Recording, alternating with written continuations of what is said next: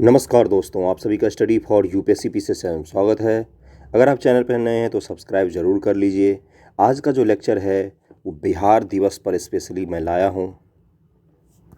बिहार दिवस है आज। आज अपना बिहार 111 साल पूरा कर चुका है। 112वां वर्ष आज से शुरू हो रहा है अपने बिहार का। तो ऐतिहासिक दिन होता है। मातृभूमि जो होती है ना, उससे बढ़कर कुछ भी नहीं होता दुनिया में। कई सारे ऐसे लोग मुझे मिले हैं यहाँ पर। मैं दिल्ली में रहता हूँ, मैं दरभंगा से हूँ, मेरा घर दरभंगा में है। मिथिलांचल कहलाता है वो एरिया, मिथिला। तो दिल्ली में कई सारे लोग मुझे ऐसे मिले हैं, कई सारे ऐसे मिले हैं जिनको अगर बिहारी बोल दो तो उसमें भी तकलीफ़ हो जाती है उन लोगों को। तकलीफ़ मतलब वो समझते हैं कि बिहारी कैसे मुझे बोल दिया। तो आप बिहार से हो तो आपका क्या बोला जाएगा? गला ख़राब है थोड़ा सा, उसके लिए सॉरी। आप बिहार से हो तो आपको क्या बोला जाएगा? मराठी बोले क्या या तमिल बोलें आपको? बताओ। गुजराती? कौन सा सरनेम लेना या टाइटल लेना, पहचान लेना पसंद करेंगे आप? आपकी यही एकमात्र पहचान है। दूसरी पहचान है, पहली पहचान है ये, दूसरी पहचान है ये। इसके अलावा और कोई पहचान नहीं है। बहुत सारे लोग मिले हैं जो चिढ़ जाते हैं, जो लड़ पड़ते हैं, यहाँ तक हो जाता है कि मुझे बिहारी कैसे बोल दिया। इस समस्या का कारण पता है क्या है? हम लोग निबंध की बात करेंगे आज। पहले तो मैं ये बता दूं, कोई ऐसे बकवास वीडियो कभी अपने चैनल पर एक भी अपलोड नहीं होता है जो आपके काम का ना हो, जो आपके एग्ज़ाम से रिलेटेड ना हो। ऐसा कुछ भी नहीं अपलोड होता है चैनल पर, है ना। तो निबंध की ही बात करेंगे। बिहार स्पेशल के सारे निबंध किस किस कैटेगरी से पूछे जा सकते हैं और उनको तैयार कैसे करना है, इन चीज़ों पर हम लोग बात करेंगे अच्छे से। समझ रहे हैं ना आप? लेकिन थोड़ा सा शुरुआत में बातचीत कर लेते हैं। तो हम लोग बात कर रहे थे कि बिहारी शब्द बोलने पर कोई जो चिढ़ जाते हैं, इसकी शुरुआत कैसे हुई? इसका कारण एक ही होता है, क्योंकि बिहार से एक्सपोर्ट के नाम पर लोग एक ही चीज़ समझते हैं। बिहार के नाम पर लोग एक ही चीज़ समझते हैं, वो है मज़दूर, गरीब, गंदे लोग। मैंने बोलते सुना है, बाकी राज्य के दोस्त लोग हैं ना मेरे, बहुत सारे अलग अलग राज्यों के हैं, तो उनके मुंह से मैंने यही, उनसे पहली बात आप पूछोगे ना कि क्या परसेप्शन बनता है, अगर मैं तुमसे बिहार शब्द पूछूं तो तुम्हारे दिमाग में क्या परसेप्शन बनता है, तो इन्हीं सब में से कुछ चीज़ों का आपको नाम लेते मिलेंगे। और इससे ये पता चलता है ना कि हमारी जो सरकार है उसने कितना ख़राब परसेप्शन क्रिएट होने दिया है हम लोगों के लिए पूरे दुनिया भर में। क्या हमारी पहचान सिर्फ मज़दूर तक ही सीमित है? आप झट से बोलोगे सबसे ज़्यादा आईएएस बनते हैं बिहार से, झट से बोलोगे आईपीएस बनते हैं बिहार से। बोलो, बहुत सारे लोग तो बोल रहे होंगे, पॉइंट ने सोच लिया होगा, सबसे ज़्यादा आईएएस आईपीएस बनते हैं बिहार से। सम्राट अशोक, चंद्रगुप्त मौर्य और चाणक्य और आर्यभट्ट सारे के नाम आ जाएंगे अभी तुरंत 2 मिनट में आपके मुंह पर आ जाएगा। इतिहास किताबों में रहता है, वर्तमान सामने दिखता है। अगर आपका वर्तमान अच्छा नहीं होगा तो कोई नहीं देखने जाएगा कि आपका इतिहास स्वर्णिम था या चांदी का बना हुआ था या हीरे का बना हुआ था। आपका इतिहास वो किताब में ही रह जाता है। आपको मैं जहाँ ले जाने की प्रयास कर रहा हूँ वहाँ पर आप जा रहे हैं। उम्मीद कर रहा हूँ आप समझ पा रहे होंगे मैं क्या कह रहा हूँ। स्वर्णिम इतिहास का कब तक गुणगान करते रहेंगे आप लोग? अगर आपको वोट देना है जाति के नाम पर ही, स्वर्णिम इतिहास का कब तक आप गुणगान करते रहेंगे जब आपके यहाँ महिलाओं को आज भी खुली स्वतंत्रता नहीं दी जाती है, आज भी जातिगत दंगे होते हैं, आज भी आपके यहाँ 51% से ज़्यादा आबादी जो है वो बीपीएल में है, बिलो पॉवर्टी लाइन में निवास करती है। मैं बुरा लगाने के लिए ये सब चीज़ें नहीं बता रहा हूँ। बिहार दिवस पर जो एक लेक्चर होना चाहिए, जो एक कंटेंट होना चाहिए, वो मैं आपको प्रोवाइड करवा रहा हूँ। बिल्कुल हमें छाती चौड़ा करके बोलना चाहिए कि हम बिहार से हैं। कोई बाहरी अगर हमें बिहारी बोलता है तो बोलो कि यस, हाँ मैं हूँ भाई, बिहार से ही हूँ मैं। ये सच्चाई है और इस चीज़ को मरते दम तक नहीं मिटा सकता। मुझे मिटाना भी नहीं है, मुझे गर्व है कि मैं वहाँ से हूँ। लेकिन जब कोई बिहार की समस्या की बात करता है तो उसको ध्यान से बैठकर सुनना भी आप ही का काम है कि कौन कौन सी समस्याएं हैं बिहार का और उसका समाधान क्या हो सकता है। मत सुनिए आप। हो सकता है कई लोग बोलेंगे हम क्यों सुने भाई, हमें क्या मतलब बिहार से, हम भले ही बिहार से हैं लेकिन हम वहाँ रहना नहीं चाहते, जाना बीपीएससी का एग्ज़ाम देना है तो ही समझ लीजिए, सुन लीजिए। बिहार की समस्याओं को सुन लीजिए, देख लीजिए बिहार की कौन कौन सी समस्याएं, क्योंकि वो वहाँ पर लिखने में आपके काम आएगा।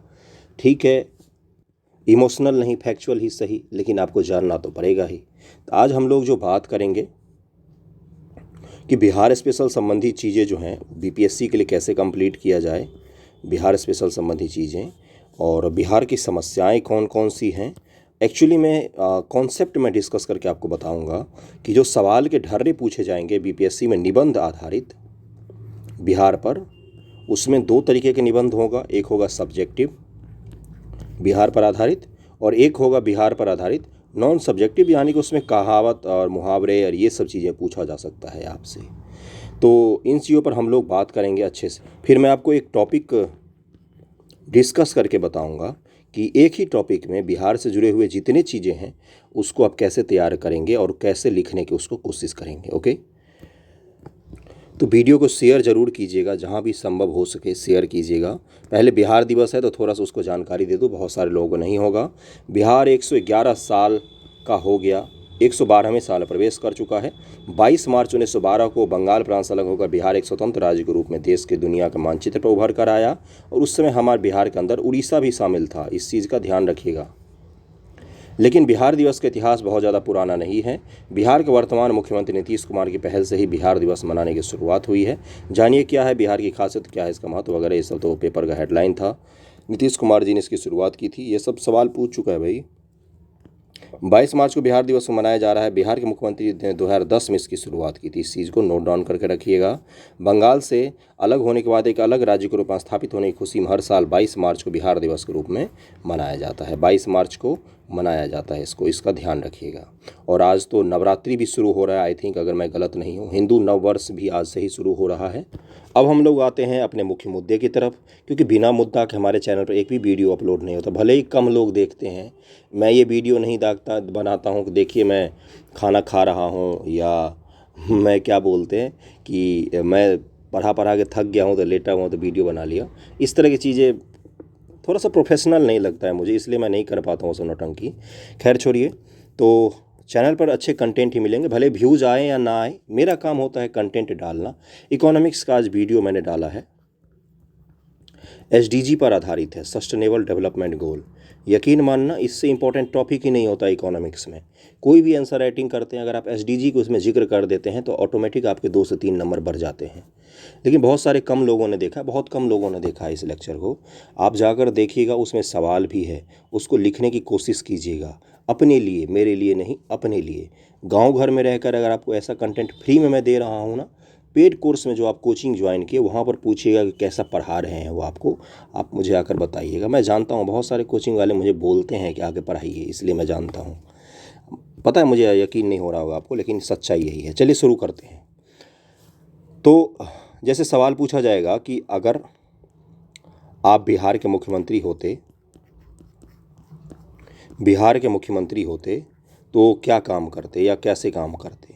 अगर मैं बिहार का मुख्यमंत्री होता, इस तरह कैसे दिए जा सकते हैं, बहुत ही आसान होते इस तरह कैसे, इस पर चिंता मत कीजिएगा, मैं सारा समझाऊंगा। या बोला जाए कि बिहार की समस्या समाधान, इस पर तो बहुत ज़्यादा हम लोग चर्चा कर चुके हैं, बहुत ज़्यादा चर्चा कर चुके हैं। या बोला जाए कि बिहार आधुनिक समय में समस्या बिहार की, ये सब क्या है, ये सारे टॉपिक जो है ना, ये एक दूसरे से रिलेट करते हैं। अब मैं आपको अपने लिखित वाले उस पर ले जाता हूँ जहाँ से बिहार स्पेशल में सब्जेक्टिव मुहावरा ये पूछा जा सकता है। सब्जेक्टिव में देखो क्या क्या पूछा जा सकता है, इससे आपको ये पता चलेगा कि जब आप पढ़ेंगे तो किन चीज़ों पर फोकस करके पढ़ेंगे, किस किस डेटा को अलग से नोट डाउन करेंगे। यूपीएससी मेंस देने के लिए जब जाते हैं तो वहाँ पर पता है क्या होता है, निबंध के पेपर से पहले किस चीज़ का रिवीजन करते हैं, मैं बता देता हूँ आपको जिससे आपको पता चलेगा। निबंध के पेपर से पहले एक पेज होता है जिस पर लिखा होता है सारे डेटा, जैसे कृषि से आधारित डेटा, किसानों से संबंधित डेटा, फैक्ट्स, कि कितने % किसान ने सुसाइड किया, कितने % किसान लोन से ग्रसित हैं, कितने % किसानों की क्या समस्या है, ये सब लिखा होता है। किसानों से संबंधित डेटा फैक्ट्स होते हैं छोटे छोटे पॉइंट्स में।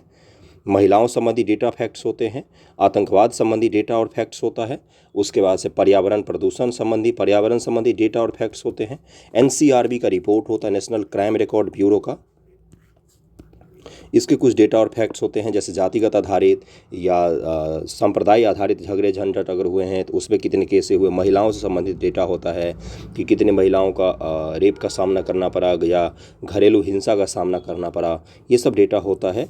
और फिर पता है क्या होता है, देश की आर्थिक गतिविधि संबंधी डेटा होता है, और सारे के सारे फैक्ट्स भरे होते हैं, सारे फैक्ट्स भरे होते हैं। ये किस चीज़ के काम आता है पता है आपको? ऐसे राइटिंग में यूज करने के लिए। बहुत सारे बच्चे ऐसे जो मुझे भेजते हैं उसमें एक खामी रहती है, वो शुरू करते हैं ईर घाट से, ख़त्म करते हैं वीर घाट पर। पूरी कहानी जैसे लगता है गौनू झा की किस्से कहानी चलो। गौनू झा को जानते हो आप लोग? मिथिलांचल में एक चलता है पतली सी किताब गौनू झा की, हास्य कवि थे बहुत ही फेमस। तो जैसे लगता है ना कि किताब कहानी लिखना शुरू किया है और कहानी लिख के ख़त्म कर दिया है। कोई भी आईएएस या आईपीएस या फिर एसडीएम या डीवाईएसपी इस तरह के निबंध लिखता है क्या? क्या कभी आपने सुना है कि जो डीवाईएसपी है वो बैठकर केवल भाषण दे रहा हो? ऐसा नहीं होता। कभी प्रेस कॉन्फ्रेंस सुनिएगा किसी पुलिस ऑफिसर का, तो उसमें बात बात पर वो फैक्ट्स की बात करता है, डेटा की बात करता है, वो आंकड़ों की बात करेगा, बिना आंकड़े के एक लाइन नहीं बोलेगा। किसी आईएएस अफसर का कभी सुनिएगा प्रेस कॉन्फ्रेंस, जो आरबीआई का हो या भारत सरकार का कोई ऑफिसर हो, गृह मंत्रालय का हो या अलग अलग मंत्रालय, बिना हर दूसरे लाइन में उनके आंकड़े भरे होते हैं। क्यों? प्रमाण होता है वो। जब आप बोलोगे महिलाओं से जातिगत संबंधी, जब आप ये चीज़ बोलोगे कि इस एनसीआरबी के रिपोर्ट के हिसाब से, अकॉर्डिंग टू एनसीआरबी रिपोर्ट, जातिगत हिंसा जो हुई है वो इंक्रीज हुई है। जब आप ये बोलोगे कि कितना परसेंट से इंक्रीज हुआ है, बोलोगे 3% से इंक्रीज हुआ है, 4% से इंक्रीज हुआ है, तो जो पढ़ने वाला होगा उसको पता होगा कि ये आदमी जो बोल रहा है इसको मैं किसी भी आधार पर काट नहीं सकता हूँ, क्योंकि ये सही बोल रहा है। और एनसीआरबी की रिपोर्ट है, नेशनल क्राइम रिकॉर्ड ब्यूरो, गृह मंत्रालय पर उसको पब्लिश करता है। तो क्या मैं बता रहा हूँ आपको? मैं आपको पढ़ने का एक तरीका सिखाने की कोशिश कर रहा हूँ कि अभी से जब भी आप चीज़ों को पढ़ें, किसी भी लेख को पढ़ें, किसी भी टॉपिक को पढ़ें, तो उसमें जो डेटा और आंकड़े दिखते हैं ना आपको, उसका एक शॉर्ट हैंड नोट्स बनाते जाएं। किसानों से संबंधित दिखे, आर्थिक डेटा दिखे या सामाजिक स्तर का कोई डेटा दिखे, कुछ भी डेटा अगर दिखता है आंकड़े, तो उसको अलग से नोट डाउन कर लीजिए। जैसे ही लिखने की बारी आई उसको घुसा दीजिए अपने आंसर में। उससे आंसर तथ्यात्मक, फैक्चुअल रूप से थोड़ा सा इफ़ेक्टिव बनता है।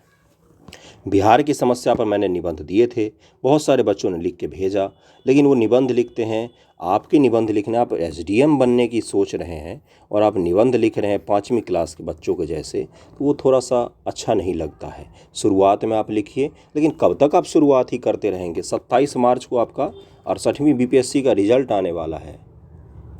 68वीं बीपीएससी हुए 12 फरवरी को हुआ था, 1 महीने से ज़्यादा हो गया, और अभी भी आप निबंध लिखने की शुरुआत ही कर रहे हैं या लिखने की सोच ही रहे हैं कि मैं शुभ घड़ी आएगा तो मैं मंगल गीत गाते हुए निबंध लिखने की शुरुआत करूंगा। तो शुभ घड़ी ना कभी आएगा, ना आप मंगल गीत गाएंगे, ना तो आप कभी निबंध लिखेंगे। वो शुभ घड़ी अभी ही है, नवरात्रि शुरू हो रहा है, लिखना शुरू कर लीजिए। समझ रहे हैं ना आप? अब देखते हैं थोड़ा सा मुहावरा और कल्चर। सब्जेक्टिव एक तो पूछा जा सकता है, मुहावरा और कल्चर आधारित निबंध आपसे पूछे जा सकते हैं। जैसे देखिए, बिहार महिला, बिहार की समस्या, बिहार में अपराध, ये सब सब्जेक्टिव है। बिहार में शिक्षा का विकास या शिक्षा व्यवस्था की समस्या, बिहार में प्रशासनिक समस्या, बिहार के कृषि पर निबंध आपसे पूछ सकता है, या बिहार में और भी किसी भी चीज़ पर आधारित निबंध आपसे पूछ सकता है। ये भी पूछ सकता है कि बिहार के कल्चर को कैसे प्रमोट किया जाए, बिहार के कल्चर की कौन कौन सी ऐसी सांस्कृतिक विशेषता है जिसको प्रमोट किया जा सकता है, बिहार के फिल्म, बिहार के गाने, सब कुछ निबंध के दायरे के अंदर आता है। ये सब बिहार में जो भी कुछ है वो सब बिहार के निबंध के दायरे में आता है। आपसे यही पूछ सकता है कि बिहार की डाइवर्सिटी पर आप निबंध लिखिए। आप भारत की डाइवर्सिटी पढ़ के जाएंगे, वो पूछेगा आपसे बिहार की डाइवर्सिटी, फिर एग्जामिनेशन हॉल में जो पंखा गोल गोल घूम रहा होता है उस पर आपकी निगाहें जानी शुरू हो जाएंगी। ये मैं क्या बता रहा हूँ आपको? थोड़ा सा सोचने का दायरा बढ़ा लेना है। फील करना है कि एसडीएम बनने के लिए एग्ज़ाम देने जा रहे हैं, तो बाकी लोगों से अलग लेखन शैली होना चाहिए, बाकी लोगों से अलग सोचने समझने की शैली होनी चाहिए। लिखते समय जो मैं लिखूँगा वैसा बाकी किसी को नहीं लिखे आना चाहिए। समझ रहे हैं ना आप जो मैं समझाने की कोशिश कर रहा हूँ। अब आते हैं सोर्स कि भाई पढ़ें कहाँ से बिहार की चीज़ों को पढ़ें कहाँ से। उसके बाद मैं आपको एक टॉपिक पर समझाऊंगा भी कि मैं मुख्यमंत्री होता तो उसको कैसे लिखते हैं या बिहार की समस्या को कैसे सॉल्व करते हैं, समाधान कैसे करते हैं। सोर्स की अगर हम लोग बात करें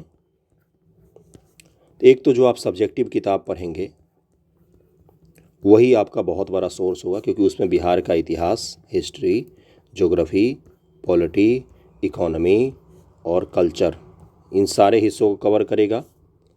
जो इसमें कौन कौन से पढ़ते हैं आप, केबीसी नैनो का मेंस का आधारित बुक पढ़ते हैं या दृष्टि मेंस की बुक पढ़ते हैं। बाकी बिहार को आपको फील करना पड़ेगा, आपको चीज़ों को अपने आस पड़ोस में देखना पड़ेगा, न्यूज़पेपर में पढ़ना पड़ेगा। बिहार की संस्कृति पर आधारित कोई अगर डॉक्यूमेंट्री है, कोई अगर किताब पब्लिश होती है, कुछ अगर और कंटेंट कहीं से मिलता है, ऑनलाइन सर्च कीजिए, कोई ऐसे छपता है, तो उन चीज़ों को ध्यानपूर्वक आपको पढ़ना पड़ेगा, तभी वही सोर्स होगा आपका। और कोई भी ऐसा बिहार स्पेशल निबंध की अभी तक कोई बुक नहीं आई है मार्केट में, या बुक आ भी जाएगी तो उसमें से आपको फैक्ट ही मिलेगा।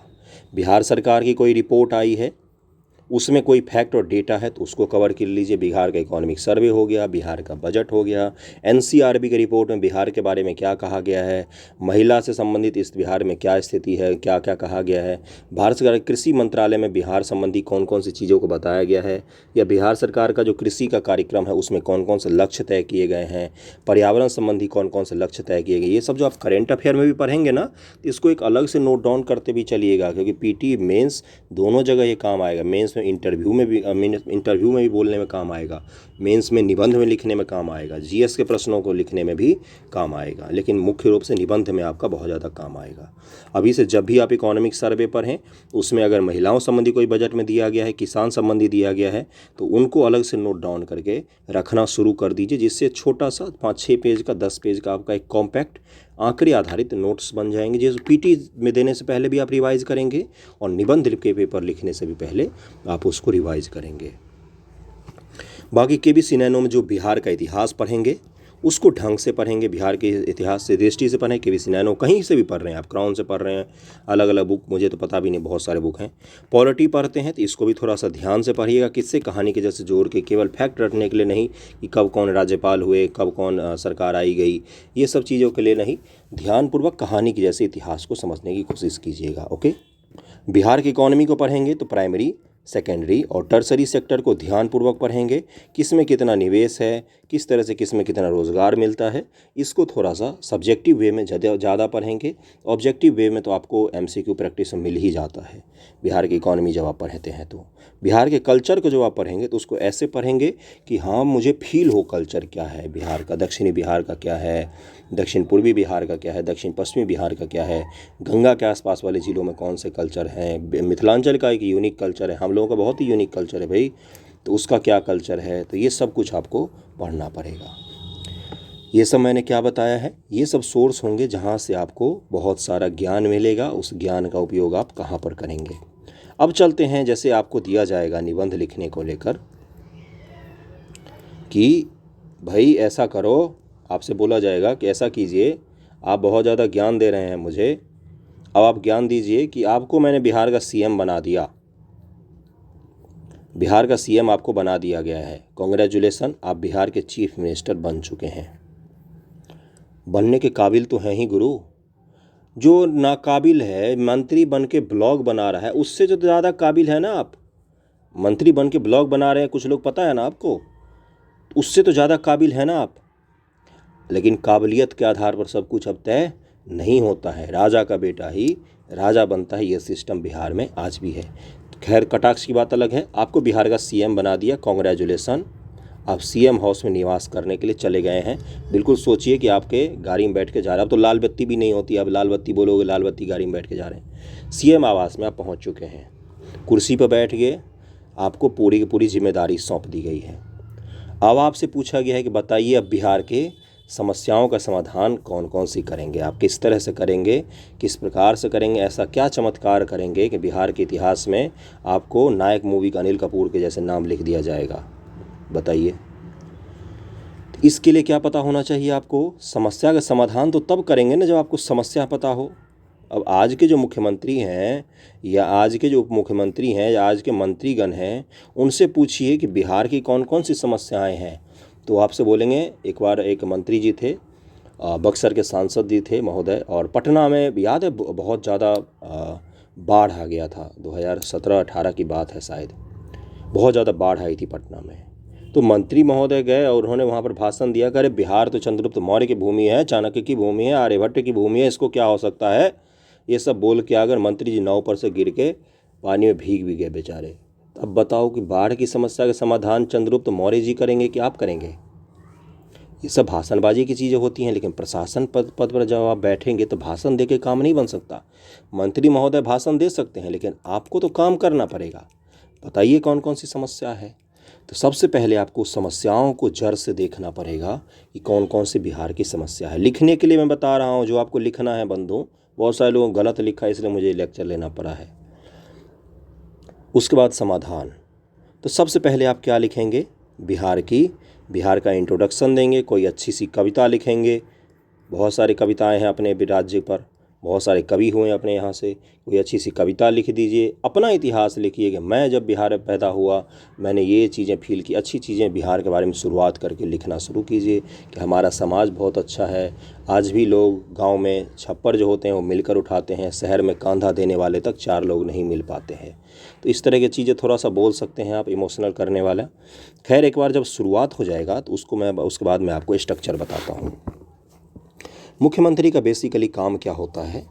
सुधार करना, समस्या का समाधान करना। भले ही आज की सरकार कर नहीं हो रही हो, वो अलग चीज़ है, लेकिन समस्या का समाधान करना होता है मुख्यमंत्री का काम। कौन कौन सी समस्या? तो आप समस्या और समाधान को दोनों को कैटेगरी वाइज बांट लीजिए। हेडिंग नहीं बनाना है, पैराग्राफ में भी अगर आप लिखते चले जाएंगे तो ही चल जाता है। एक बच्चे ने आंसर लिख के भेजा, मुझे लग ही नहीं रहा था निबंध लिखा है, जीएस का आंसर जैसा था। निबंध और जीएस में फ़र्क रहने दीजिए, जीएस अलग होता है, निबंध अलग होता है। तो समस्या का समाधान, समस्या और समाधान दोनों कैटेगराइज कैसे करना है? पैराग्राफ में ही राजनीतिक समस्या, बिहार की सामाजिक समस्या, बिहार की आर्थिक समस्या, बिहार का सांस्कृतिक समस्या, इन सब को पैराग्राफ में अलग अलग लिख देंगे आप। और फर्स्ट पर्सन के फॉर्म में आपको आंसर लिखना है। First person, second person, third person आपने पढ़ा होगा ग्रामर में। फर्स्ट पर्सन क्या हो? जैसे मैं फर्स्ट पर्सन हूँ, आप जो सुन रहे हैं आप सेकंड पर्सन हुए, और मैं नीतीश कुमार जी के बारे में बात करूँगा तो वो थर्ड पर्सन हुए। तो चूंकि आपको बोला गया है अगर आप बिहार के सीएम होते तो आप क्या करेंगे, तो लिखने के क्रम में, लेखन शैली में हमेशा फर्स्ट पर्सन का यूज करेंगे। क्या कि मैं सबसे पहले बिहार की समस्याओं पर ध्यान दूंगा कि बिहार की राजनीतिक समस्याएँ कौन सी हैं, बिहार की सामाजिक समस्याएँ कौन सी हैं, या ध्यान दूंगी राजनीतिक आर्थिक समस्याएं कौन सी हैं। उसके बाद मैं बिहार के समस्याओं का समाधान खोजने की कोशिश करूंगा या करूंगी। इस तरह से स्टेटमेंट बनाएंगे आप, जैसे मैं शब्द का थोड़ा सा ज़्यादा अधिक उपयोग करेंगे। आप समझ पा रहे हैं मैं क्या समझाने की कोशिश कर रहा हूं? क्योंकि वो आपसे फर्स्ट पर्सन ने पूछा है तो जवाब भी उसी तरीके से देने की कोशिश कीजिएगा। वैसे बिहार में तो हम चलता है कि हम, तो खैर लिखने के क्रम में तो नहीं लिख सकते ना आप, क्योंकि हम तो वहाँ पर बहुवचन हो जाएगा। ग्रामर में नहीं जाना मुझे। जब आप समस्याओं को लिखेंगे, राजनीतिक समस्या कौन सी है, जातिगत आधारित राजनीति है या भ्रष्टाचार है या रूल ऑफ लॉ नहीं है। आप रूल ऑफ लॉ होता तो कोई आदमी मंत्री बन के थोड़ी ना ब्लॉग बनाता, गुरु मंत्री बन के काम करता, कोई उससे पूछता कि बेटा क्या कर रहे हो तुम, बिहार से गरीबी और पर्यावरण की समस्याओं को दूर करोगे कि ब्लॉग बनाओगे, है ना। अब जैसे सामाजिक समस्या है, सामाजिक में महिलाओं की स्थिति के बारे में बात कर सकते हैं, जातिगत आधारित चीज़ों की बात कर सकते हैं आप, सामाजिक में फिर बच्चों की बात कर सकते हैं, एजुकेशन की बात कर सकते हैं। ये सब क्या है? सामाजिक स्थिति। किसानों की बात कर सकते हैं। आर्थिक समस्या में बिहार में निवेश, रोजगार, उसके बाद से फैक्ट्रियाँ नहीं लग रही हैं, बेरोजगारी की स्थिति बहुत ज़्यादा बनी हुई है, कृषि संकट है, कृषि का उत्पादन अच्छा नहीं हो पा रहा है, आज भी कृषि में सिंचाई सब जगह नहीं पहुंच पाई है, सूखे की स्थिति हो जाती है, एक भाग बाढ़ से ग्रसित रहता है, एक भाग सूखे से ग्रसित रहता है। फिर सांस्कृतिक समस्या, बिहार के फिल्म और गाने आज ही पूरे देश पर नहीं छा पाए हैं, जबकि इतने अच्छे अच्छे कलाकार होते हैं हमारे यहाँ से। फूहड़ तरीके के भोजपुरी गाने बनाए जाते हैं जो फेमस होते हैं। बाकी भोजपुरी में तो विदेशिया जैसे गाने भी हैं जो भिखारी ठाकुर जी ने लिखा है।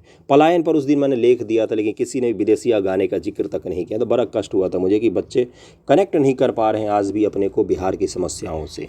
कनेक्ट करिए, जुड़िए बिहार की समस्याओं से। विदेशिया क्यों लिखा गया हो, क्या ऐसी आपत्ति पड़ी होगी भिखारी ठाकुर जी ने विदेशिया गाना लिखा होगा, बताइए मुझे। तो समझ रहे हैं ना मैं क्या कहाँ पर ले जाना। सांस्कृतिक समस्या हम बता सकते हैं, बिहार का कल्चर है जिसको प्रमोट करने की ज़रूरत है, बिहार के फिल्में हैं जिसको प्रमोट करने की ज़रूरत है। कन्नड़ यार, कर्नाटक की हमसे आबादी कम है, उनकी मूवी कंतारा और KGF देख लो किस लेवल की मूवियाँ बना रहे हैं वो लोग, है ना। हम वहाँ तक नहीं पहुँच पा रहे हैं।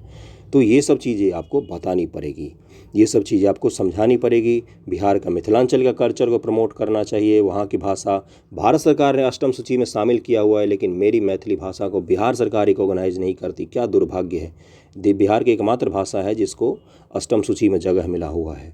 तो क्या बता रहा हूँ मैं आपको, सांस्कृतिक समस्याएं बता रहा हूँ, संप्रदायवाद की समस्या बता सकते। बिहार सूफी और बुद्ध महावीर सबकी भूमि है, फिर भी दंगे फसाद हो जाते हैं। तो ये सब चीज़ें आपको बतानी पड़ सकती है सांस्कृतिक समस्याओं में।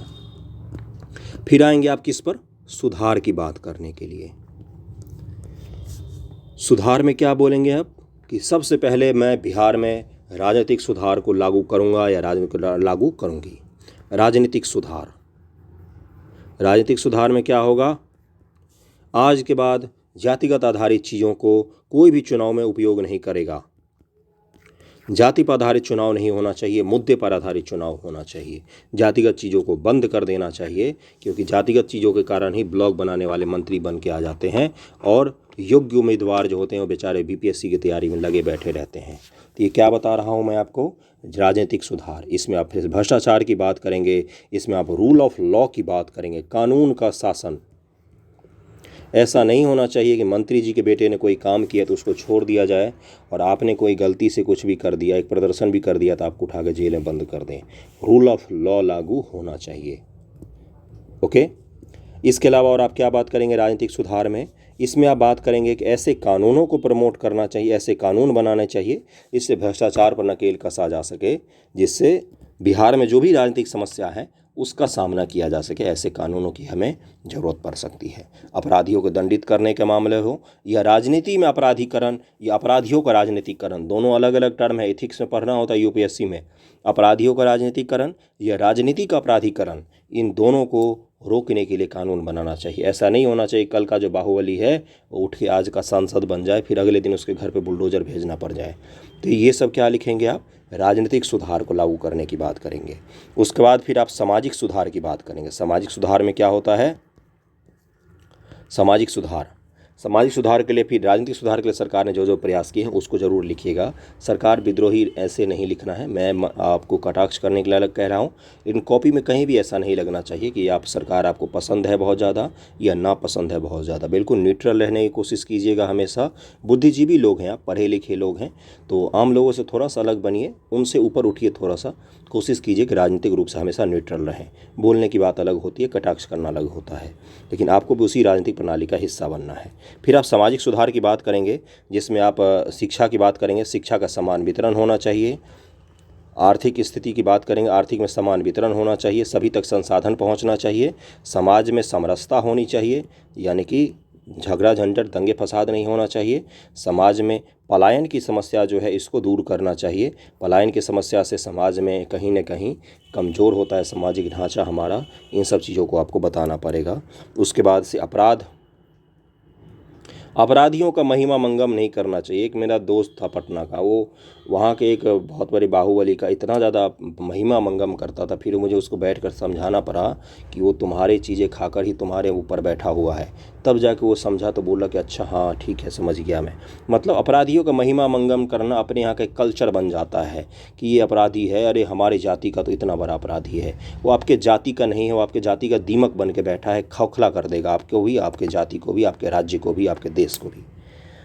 तो ये सब चीज़ें हैं सामाजिक सुधार में। और आप क्या लिख सकते हैं कि जो समाज में जातिगत आधारित चीज़ों की समस्या है उसका भी समाधान सरकारी स्तर पर भी करना चाहिए और समाज के स्तर पर भी करना चाहिए। ज़रूरी नहीं होता हर चीज़ के लिए कानून ही बने, कुछ चीज़ें समाज को खुद ही उठकर प्रमोट करना पड़ता है। तो ये सब मैं क्या बता रहा हूँ। उसके बाद शिक्षा की बात करेंगे। शिक्षा में भी आप इस चीज़ की बात करेंगे कि सबको शिक्षा मिल सके, हर बच्चा स्कूल तक पहुँचे, हर बालिका हर महिला शिक्षा स्कूल तक पहुँचे।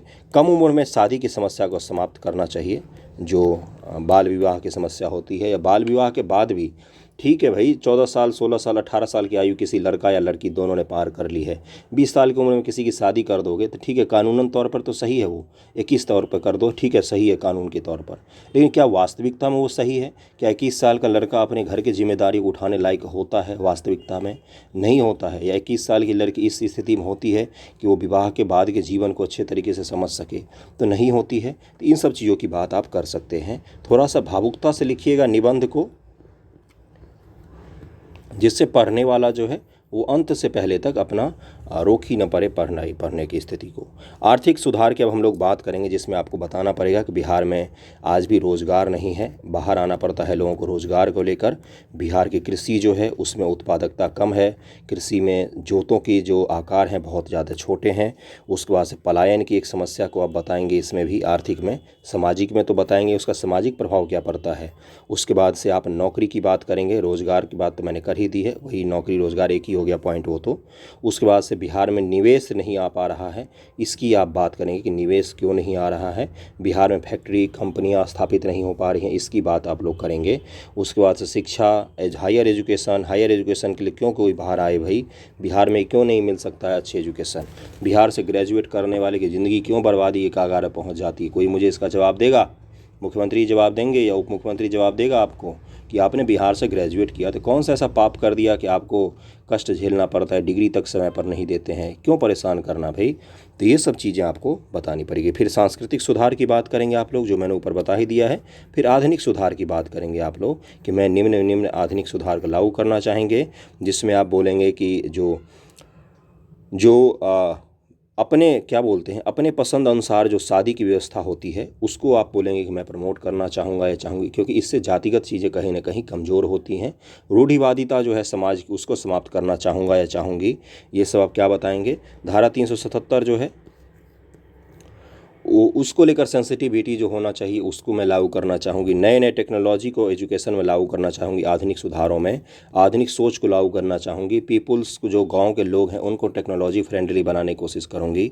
रोज़गार की स्थिति को गांव से भी बैठकर लोग कर सकते हैं, ये उनको समझाने की ज़रूरत पड़ेगी। आधुनिक जो कम्युनिकेशन बदल रहा है, 5G क्रांति जो आ रही है, इन चीज़ों की समझ लोगों तक मैं पहुंचाने की कोशिश करूंगा या करूंगी, जिससे क्या होगा, उनको पता चलेगा कि पैसे कमाने के लिए कलकत्ता, दिल्ली, बम्बई जाने की ज़रूरत नहीं है, गांव में रहकर भी पैसा कमाया जा सकता है आने वाले समय में। या फिर सेक्स एजुकेशन की आप बात कर सकते हैं। इन सब चीज़ों को मैं बढ़ावा दूंगा या दूंगी, जिससे क्या होगा, लोग जो हैं वो जागरूक होंगे। लोगों का जो टैबू बन जाता है, एक रूढ़िवादिता एक बन जाती, ऑर्थोडॉक्स समाज जो होता है उसको तोड़ने में, सामाजिक सोच को तोड़ने में मदद मिलेगी हमें। ये सब मैं आपको क्या बता रहा हूँ कि आप अगर मुख्यमंत्री बनेंगे तो आप ये सब काम करेंगे या करने की कोशिश करेंगे। इससे तो स्वर्ण युग आ जाएगा हमारा, जितना सुधार हम लोगों ने डिस्कस किया है उससे। ये सब मैंने आपको क्या बताया है कि इन सब चीज़ों को आधारित बना के आपको निबंध लिखने की कोशिश करना चाहिए, तभी आपका निबंध सूटेबल बन पाता है। इस चीज़ का ध्यान रखिएगा। कहानी के जैसे निबंध को मत लिखिए, नहीं तो उसका कोई भी खास इम्पैक्ट नहीं पड़ता है। कहानी पढ़ने के लिए कोई आपको थोड़ी ना आपका निबंध चेक करेगा, वो तो देखेगा कि बिहार के समस्या का बारे में वाकई ये जानता है या सिर्फ हवाबाजी कर रहा है ये बच्चा। तो इसलिए मैं जो कह रहा हूँ उसका ध्यान रखिएगा, पढ़ने की कोशिश कीजिएगा, लिखने की कोशिश कीजिएगा। जो मैंने जितना कुछ समझाया है उसी फ्रेम में, उससे अलग भी आप लिख सकते हैं, आपकी क्रिएटिविटी है। निबंध लिखना एक कला है, आर्ट है। आर्ट जो प्रैक्टिस के द्वारा, कोई भी गायक जो होता है ना, वो रोज़ जब प्रैक्टिस करता है तो उसकी गायकी जो होती है वो अद्भुत होती है। तो कला जो होता है उसको रगड़ना पड़ता है, प्रैक्टिस करना पड़ता है, तब जाके वो उसमें आप मास्टर्स हासिल कर सकते हैं। तो निबंध के लेखन शैली में अगर आप बेस्ट हो गए ना, तो आपको जीएस में लेखन शैली आपकी सुधर जाएगी। लेकिन जीएस में अगर आप बेस्ट हैं तो इसका कतई ये मतलब नहीं कि आप निबंध भी अच्छा लिख जाएंगे। इन दोनों में अंतर होता है, इसको समझने की कोशिश कीजिएगा। तो बिहार की समस्या पर आप निबंध लिख सकते हैं इस तरह से। और बिहार स्पेशल, बिहार दिवस की आपको हार्दिक शुभकामनाएँ, और नवरात्रि की भी हार्दिक शुभकामनाएं। बस यही था बिहार दिवस पर आज का वीडियो। को क्यों सोचा क्यों ना कुछ कंटेंट ही दिया जाए, क्यों बकवास का भाषणबाजी किया जाए। वीडियो को शेयर ज़रूर कीजिएगा, जैसा भी लगा हो, कहीं पर कुछ त्रुटि हो गई हो, मनसा वाचा कर्मणा मैं करने की कोशिश नहीं करता हूँ, लेकिन बोलने के क्रम में हुई हो या बताने के क्रम में हुई हो तो उसको ज़रूर कमेंट कीजिएगा, मैं सुधार कर लूँगा खुद के अंदर ही। थैंक यू सो मच आप सभी का।